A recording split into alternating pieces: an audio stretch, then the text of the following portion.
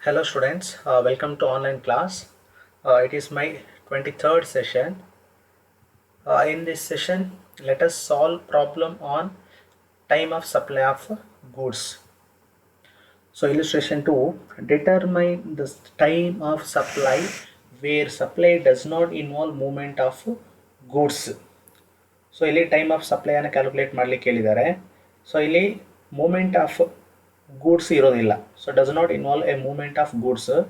Date of delivery of goods ಕೊಟ್ಟಿದ್ದಾರೆ, date of issue of invoice ಇದೆ, date when goods made available ಇದೆ, date of receipt of payment ಇದೆ.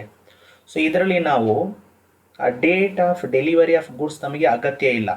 ಅದು ಬಿಟ್ಟು date of issue of invoice ನೋಡಿ, ಇದು sales ನೆನಪಿರಲಿ, ಸಪ್ಲೈ ಮಾಡ್ತಿರೋದು ಪರ್ಚೇಸ್ ಅಲ್ಲ. ಪರ್ಚೇಸಿಗೆ ಅದರ ರೂಲ್ಸ್ ಬೇರೆ ಇದೆ. ಸೊ ಇಲ್ಲಿ ಸೇಲ್ಸಲ್ಲಿ date of issue of invoice ಬೇಕು, date when goods made available ಅಂದರೆ ಡ್ಯೂ ಡೇಟ್ ಅದು. So due date of issue of invoice ಎರಡು ಇದು ಸಹ ಬೇಕು. Date of receipt of payment, so ಯಾವ ಡೇಟಿಗೆ ನಮಗೆ ದುಡ್ಡು ಬಂದಿದೆ, ಪೇಮೆಂಟ್ ಬಂದಿದೆ, ಈ ಮೂರು ಡೇಟನ್ನು ತಗೋಬೇಕು. ಮೂರಲ್ಲಿ ಯಾವುದು ಲೇಟೆಸ್ಟ್ ಇದೆ ಅದು ಆನ್ಸರ್ ಟೈಮ್ ಆಫ್ ಸಪ್ಲೈ. ಈಗ ನೋಡಿ, date of issue of invoice ಎಷ್ಟಿದೆ, ಫಸ್ಟ್ ಒನಲ್ಲಿ 4 ನವಂಬರ್ ಇದೆ, ಸೆಕೆಂಡಲ್ಲಿ 5 ನವಂಬರ್ ಇದೆ, ಲಾಸ್ಟಲ್ಲಿ 15 ಸೆಪ್ಟೆಂಬರ್ ಇದೆ. ಸೊ ಯಾವುದು ಲೇಟೆಸ್ಟ್? 15 ಸೆಪ್ಟೆಂಬರ್. ಹಾಗೆ ಸೊ ಎಲ್ಲದಕ್ಕೂ ಕೂಡ ಅದೇ ಥರ ಮೂರಲ್ಲಿ ಯಾವುದು ಲೇಟೆಸ್ಟ್ ಡೇಟ್ ಇದೆ ಅದನ್ನು ನೋಡಿದ್ರೆ ಸಾಕು. ಸೊ ಇದು format solution. Determination of time of supply of goods. Serial number, criteria for determining time of supply ಯಾವ ಆಧಾರದಲ್ಲಿ ಅಂತ, date, time of supply.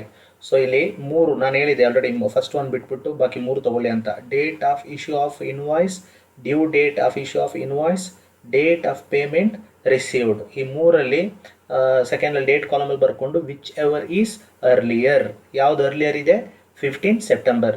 That is the answer for time of supply under first case. Second case, date of issue of invoice 4th September and due date 7th September and date of payment received 25th November. ಯಾವ್ದು latest?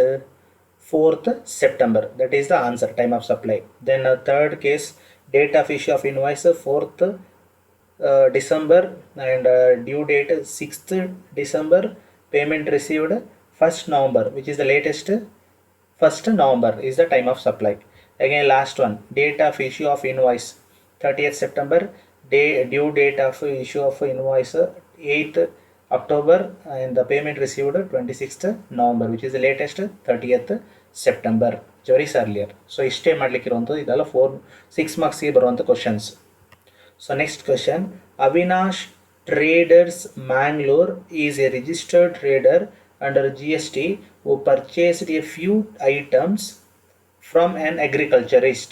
Say Avinash Traders Mangalore is a registered trader under GST who purchased a few items. Previous sum ಇದ್ದಿದ್ದು supply ಅಂದರೆ sales, ಇಲ್ಲಿರುವಂಥದ್ದು purchase. So ನೆನ್ಪಿಟ್ಕೋಬೇಕು, sales ಸಪ್ಲೈಗೆ ಅಥವಾ ಅಂದರೆ ಸೇಲ್ಸಿಗೆ ಬೇರೆ rules ಇದೆ, ಪರ್ಚೇಸಿಗೆ ಬೇರೆನೇ ರೂಲ್ಸ್ ಬರುತ್ತೆ. Determine the time of supply from the following information. ಈಗ ಟೈಮ್ ಆಫ್ ಸಪ್ಲೈಯನ್ನು ಕೇಳಿದ್ದಾರೆ. ಐಟಮ್ ಪರ್ಚೇಸ್ಡ್ ಇದೆ ನೋಡಿ, cashew nuts, raw cotton, bidi leaves, then tobacco leaves. Then date of receipt of goods, ಯಾವ ಡೇಟಿಗೆ ಗೂಡ್ಸ್ ರಿಸಿಪ್ಟ್ ಆಗಿದೆ. Date of issue of invoice, ನೆನಪಿರಲಿ ಯಾವತ್ತೂ ಕೂಡ ಪರ್ಚೇಸ್ ಮಾಡೋತ್ತಿಗೆ ಇಶ್ಯೂ ಆಫ್ ಇನ್ವಾಯ್ಸಿಂದ 30 ದಿನ ಟೈಮ್ ಇದೆ, 30 ಡೇಸ್ ಇದಕ್ಕೆ ಆ್ಯಡ್ ಮಾಡ್ಕೋಬೇಕು ನೀವು. ಇಲ್ಲಿ ನೋಡಿ, date of issue of invoice first ಎಷ್ಟಿದೆ, 4th ನವಂಬರ್ ಇದೆಯಲ್ಲ, ಅಲ್ಲಿಗೆ 30 ಡೇಸ್ ಆ್ಯಡ್ ಮಾಡಿದಾಗ 4th ಡಿಸೆಂಬರ್ ಆಗುತ್ತೆ. ಅದೇ ಕೆಳಗಡೆ 10th ಅಕ್ಟೋಬರ್ ಇದ್ದಿದ್ದು 10th ನವಂಬರ್ ಆಗುತ್ತೆ. ಅದೇ 12th ನವಂಬರ್ ಇದ್ದಿದ್ದು 12 ಡಿಸೆಂಬರ್ ಆಗುತ್ತೆ. ಹಾಗೆ ಒಂದು ತಿಂಗಳಿಗೆ ಮುಂದೆ ತಗೋಬೇಕು ನೀವು 30 ಡೇಸ್. ಆಮೇಲೆ date on which payment is entered in the books of account. Books of ಅಕೌಂಟಲ್ಲಿ ಯಾವ ಡೇಟಿಗೆ ಪೇಮೆಂಟ್ ಎಂಟರ್ ಆಗಿದೆ. ಆಮೇಲೆ date on which payment is debited in the bank account. ಅಂದರೆ ನಾವು ಆಫೀಸಲ್ಲಿ ಅಕೌಂಟ್ ಬುಕ್ಕಲ್ಲಿ ಯಾವಾಗ ಎಂಟ್ರ್ ಮಾಡಿದ್ದು, ಆನಂತರ ಬ್ಯಾಂಕಲ್ಲಿ ನಮ್ಮ ಪಾಸ್ಬುಕ್ಕಿಂದ ಯಾವಾಗ ದುಡ್ಡು ಹೋಗಿದೆ, ಡೆಬಿಟ್ ಆಗಿದೆ. ಇಲ್ಲಿ ಪರ್ಚೇಸಲ್ಲಿ 4 ಡೇಟು ತಗೋಬೇಕು. 4ರಲ್ಲಿ ಯಾವುದು ಲೇಟೆಸ್ಟ್ ಇದೆ ಅದು ಆನ್ಸರ್. ಸೊಲ್ಯೂಷನ್ ನೋಡಿ, determining of time of supply of goods, item, columns ನೋಡಿ, item, criteria for determining time of supply, date, time of supply. So first item cashew nut, ಇಲ್ಲಿ ಎಲ್ಲ 4 ಕ್ರೈಟೀರಿಯಾ ತಗೋಬೇಕು. Date of receipt of goods, ಆಮೇಲೆ 30 days from the date of invoice, ನಾನು already mention ಮಾಡಿದೆ. ಆ date of ಇನ್ವಾಯ್ಸಿಂದ 30 ದಿನ add ಮಾಡಬೇಕು. ಆಗ 4th ನವಂಬರ್ ಇದ್ದಿದ್ದು 4th ಡಿಸೆಂಬರ್ ಆಗುತ್ತೆ. ಅಲ್ಲಿ ನೋಡಿ 4th ಡಿಸೆಂಬರ್ ಅಂತ ತೊಗೊಂಡಿದ್ದಾರೆ.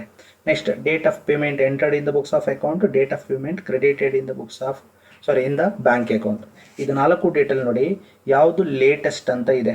5th November, 4th December, 5th November, 6th November, ಎರಡು 5th ನವಂಬರ್ 5th ನವಂಬರ್ ಇದೆ. ಅದು ಯಾವ್ದು ಬೇಕಾದ್ರೆ ತೊಗೋಬೋದು. So 5th November is the answer, time of supply. Then raw cotton. So again same, date of receipt of goods 8th October, then 30 days from the date of invoice. ಇಲ್ಲಿ ಎಷ್ಟಿತ್ತು, 10th October ಇದ್ದಿದ್ದು 10/10 ಇದ್ದಿದ್ದು 10/11 ಆಗುತ್ತೆ. ಅಲ್ಲಿಂದ 30 days. So 30 days ಅಂದರೆ ಈಗ ಅಲ್ಲಿ ನೀವು ಅಲ್ಲಿ 10ಇಂದಲ್ಲ 30 ಡೇಸ್.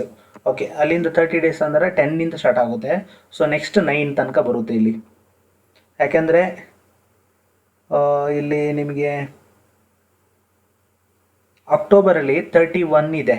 ಅದೇ ನವಂಬರ್ ಆದರೆ 30 ಲಾಸ್ಟ್, ಅಕ್ಟೋಬರಲ್ಲಿ 31 ಇದೆ. ಸೊ ಹಾಗಾಗಿ ಇಲ್ಲಿ 9th ನವಂಬರ್ ತನಕ ಬರುತ್ತೆ. Next date of payment entered in the books of account, ಅದು ಆ್ಯಸ್ ಇಟ್ ಈಸ್ ಡೇಟ್ ಕೊಟ್ಟಿದ್ದು ತೊಗೋಬೇಕು. 1st ಅಕ್ಟೋಬರ್, ಲಾಸ್ಟ್ ಬ್ಯಾಂಕಲ್ಲಿ ಡೆಬಿಟ್ ಆಗಿದ್ದು 3rd ಅಕ್ಟೋಬರ್. ಇದರಲ್ಲಿ ಯಾವುದು ಲೇಟೆಸ್ಟ್ ಡೇಟ್ ಇದೆ ನೋಡಿ, 1st October 2019, that is the time of supply. Then BD leaves.